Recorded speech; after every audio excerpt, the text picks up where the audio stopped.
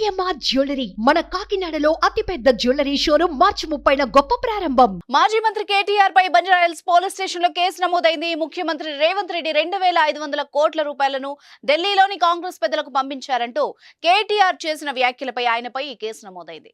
కాంగ్రెస్ నేత బత్తిన శ్రీనివాసరావు ఫిర్యాదు మేరకు ఐపీసీ 504, 505/2 కింద పోలీసులు కేసు నమోదు చేశారు.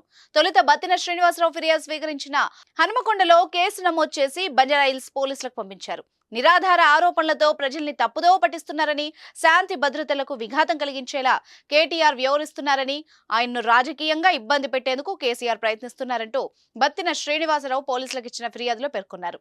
కేటీఆర్ ను అరెస్ట్ చేసి అతనిపై చట్టరీత్యా చర్యలు తీసుకోవాలని కోరారు. ఇటీవల సికింద్రాబాద్ లోక్సభ నియోజకవర్గ సన్నాహక సమావేశంలో కేటీఆర్ మాట్లాడుతూ రేవంత్ రెడ్డిపై సంచలన ఆరోపణలు చేసిన సంగతి తెలిసిందే. మున్సిపల్ శాఖను తన వద్దనే ఉంచుకున్న సీఎం రేవంత్ రెడ్డి 3 నెలలుగా డబ్బులు ఇస్తేనే బిల్డింగ్లకు పర్మిషన్లు మంజూరు చేస్తున్నారని, అలా వసూలు చేసిన 2500 కోట్లను ఢిల్లీకి పంపించారని బీఆర్ఎస్ వర్కింగ్ ప్రెసిడెంట్ కేటీఆర్ ఆరోపించారు. ఓవైపు ఇసుక దందా, రైస్ మిల్లర్లు, మరోవైపు బిల్డర్లు, రియల్టర్లను బెదిరిస్తూ డబ్బులు వసూలు చేస్తున్నారని, జేబు దొంగల కత్తెర జేబులో పెట్టుకుని తిరుగుతున్నాడని సెటైర్లు వేశారు. ఈ వ్యాఖ్యలపైనే కాంగ్రెస్ ఫిర్యాదు చేసింది. సుమన్ టీవీలో మీ పర్సనల్ అండ్ బిజినెస్ ప్రమోషన్స్ కోసం కింది నెంబర్కి కాంటాక్ట్ చేయండి.